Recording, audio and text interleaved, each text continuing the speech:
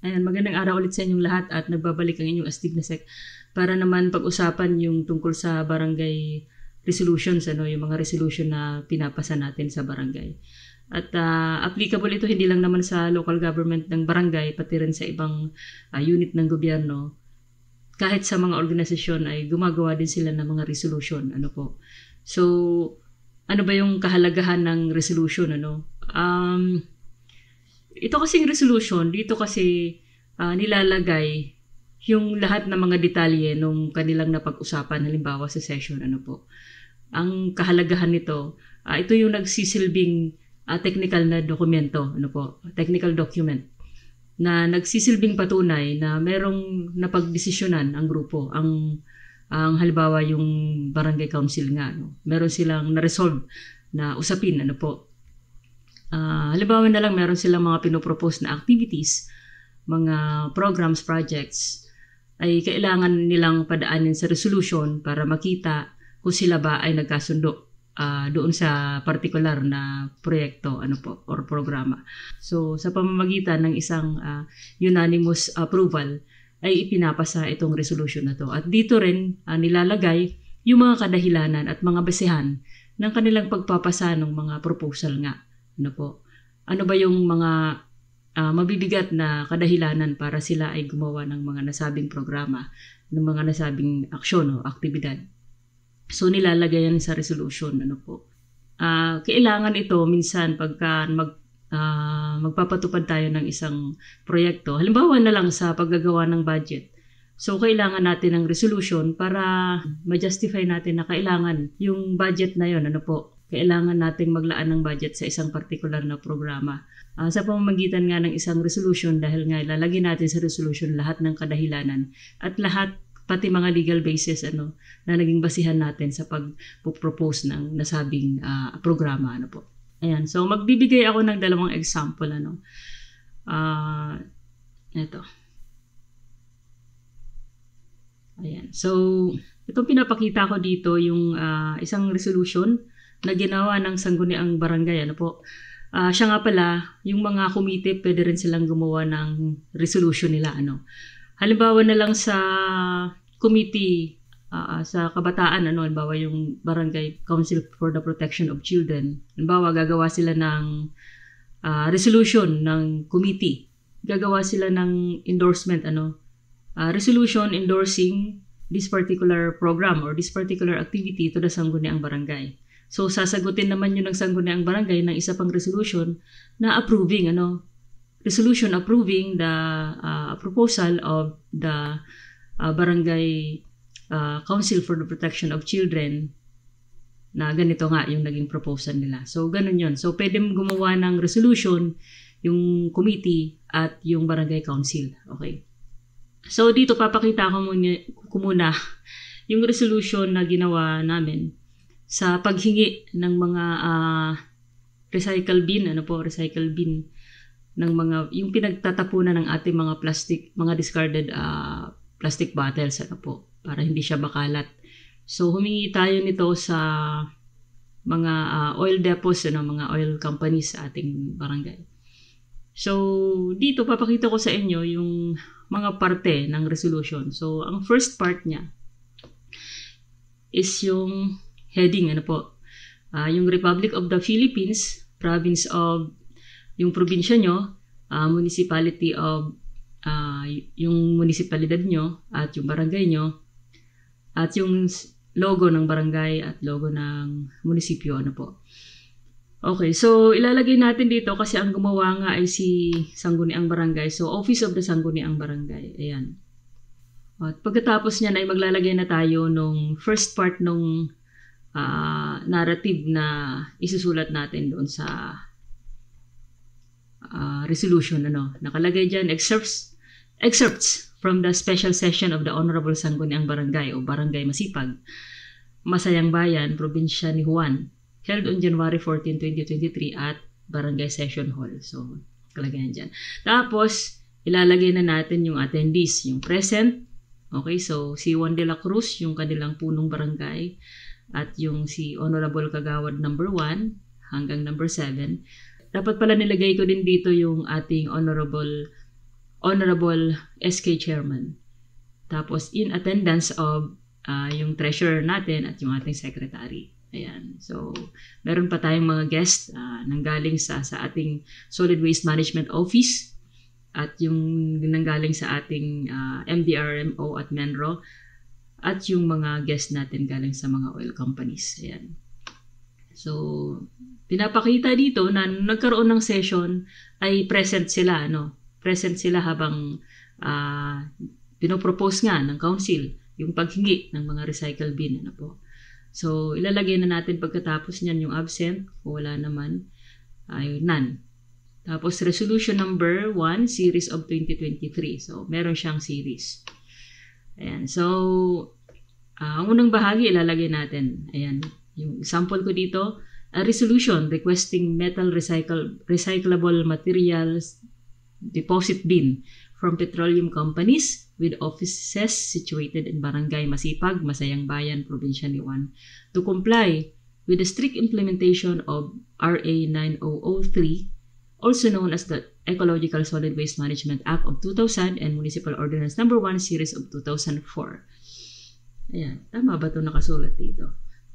Ayan, so nag-request sila para makakomply sila dun sa batas na RA 9003 at doon sa Municipal Ordinance Number 1. Ayan. Tungkol ngayon sa basura.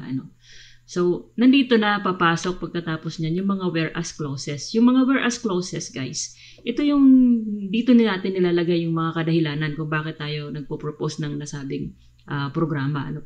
So, sa unang whereas clause natin, usually kasi nilalagay dyan yung mga pinakamabigat na dahilan. So, dito kasi di na natin nilagay yung nag-shortcut na ata tayo dito. Ang nilagay lang natin is in compliance to RA 9003 and Municipal Ordinance Number 1, Series of 2004. And in our effort to conserve the environment and help resolve solid waste issues in our municipality, the Barangay Council have agreed to deploy metal recyclable material deposits bins in every zone. Ayan. So, yun yung unang dahilan nila. Ang pangalawang dahilan, ayan. In pursuing the said project, the barangay will entail enormous amount for all expenses related to the manufacturing and installation of said metal recyclable materials deposit bins. Ibig sabihin, malaki yung gagastusin natin. So, whereas na naman ulit, due to limited fund, the barangay cannot shoulder all the expenses for the said project. So, ayan. Kulang yung ating budget. Kaya nga, whereas ulit, after discussion on the matter with representative from oil companies within the barangay, with the presence of SWM officer and Menro officers, and upon motion of Punong Barangay Juan de la Cruz, duly seconded by Barangay Kagawad number 2, be it resolved. Ayan. So, mag-resolve na sila. Sa dulo niyan, may resolution na sila. Yan. Resolve as it is hereby resolved that 20 metal recyclable material deposit bins be requested from the Office of Oil Companies within the barangay. So, ito kasi dati sinulat ko dito yung kanilang mga pangalan ng mga oil companies. Ngayon kasi tinanggal ko siya. So, nilagay ko na lang shortcut ko, oil companies within the barangay. So, resolve further. Kaya nga tinawag na resolution, na-resolve nila yung usapin. Resolve further that copies of this resolution be furnished the office of the respective oil companies within the barangay and other offices concerned for their information. Ayan. So, maglalagay muna tayo dito ng nothing follows. Ibig sabihin, wala nang kasunod dyan. So, wala nang sino mang maglalagay ng isisingit pa na clause dyan, kasi tapos na siya. Tapos, ilalagay na natin sa baba yung kanilang approval. Unanimously approved this 14th day of January 2023. Ayan. So, pipirma na yung 7 barangay kagawad. At sa baba naman ay isa-certify na ni Sec Maagap po. Ni Astig na Sec yung correctness of the above quoted resolution. I-attest siya ng ating punong barangay. Ayan. So, ito yung unang example natin ng resolution. Anyway guys, maglalagay ako sa description ng link para ma-download nyo tong mga files na to. So, next resolution na ipopost ko ay yung isa nating sample. Ayun. Okay, so ito yung pangalawang sample natin. Ito naman, resolution na ginawa ng ating Barangay Disaster Risk Reduction and Management Council. So yung committee nila, ang gumawa ng resolution. Ulitin lang natin, yung heading, nandyan pa rin. At dito nga nilagay natin na Barangay Disaster Risk Reduction and Management Council. Tapos excerpts from the session of the Barangay Disaster Risk Reduction and Management Council of Barangay Masipag, Masayang Bayan, Probinsya ni Juan, held on February 12, 2023 at Barangay Session Hall. Ayan. So ayan na ulit yung ating mga present at yung mga attendees natin. Ayan. So dito merong attendees na galing sa CSO. Ayan. Si Mr. Makamasa. So yung series number natin, resolution number 2, series of 2023.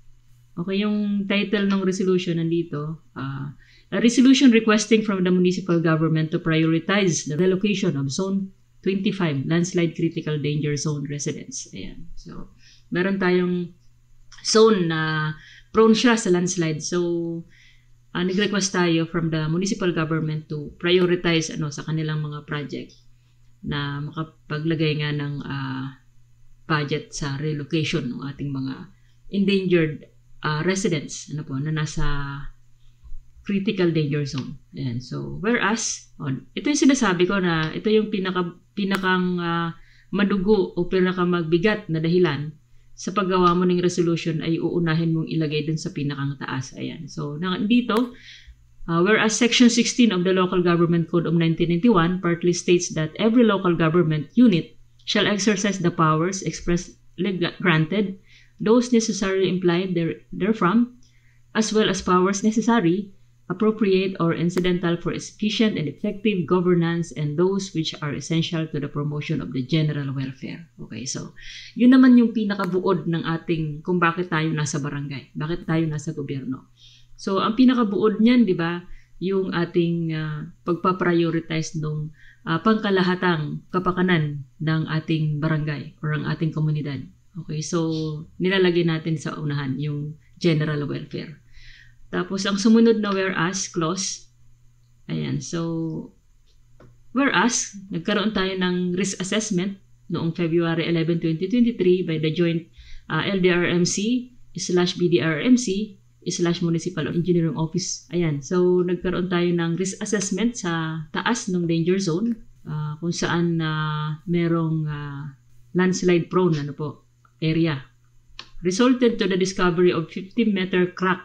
Ayan, so merong crack on top of the landslide prone hill that poses major threat to the residential area situated below. Ayan, so yun yung pangalawang whereas natin. Tapos yung pangatlong whereas natin, nilagyan natin dito, the need to take appropriate action to alleviate the clear and present threat to lives and properties at Zone 25, Masipag, Masayang Bayan, Probinsya ni Juan, is increasing for the following grounds. Ayan. So nilagay pa natin dito yung mga grounds. Yung madalas na bagyo, yung madalas na mga pag-ulan, yung mga namataang mga rockfall, Ayan. Increase of rockfall incidents in the areas. Soil and rock formations, ayan. Nakalagay yan lahat ng ating mga kadahilanan, na kung bakit tayo nagpo-propose ng ganitong activity o ng ganitong program. Ayan, so increase number of business establishment. Ayan, so may mga nagbabahay pa doon, may naglalagay pa ng mga establishments, kaya kailangan talaga silang i-relocate kasi delikado. Yung kasunod na whereas naman, there is a need for rehabilitation of the said critical danger zone such as construction of slope protection. Ayan. Vast special tree planting activity. Protecting the nearby zone from threat of a massive landslide. Ayan. So whereas such rehabilitation may be only achieved if the area is totally vacated. Whereas above all, life must be the number one priority of all governing body. Ayan. So magre-resolve na tayo. Wherefore, resolved at is hereby resolved by the body assembled to request from the municipal government to prioritize the relocation of Zone 25 landslide critical danger zone residents. Resolved further that copies of this resolution be furnished the office of the municipal mayor, LDRMO, and other offices concerned for their information and reference. So, wala nang kasunod, nothing follows. I-approve na siya. ng ating mga sangguniang barangay members. Yan, unanimously approved this 12th day of February 2023.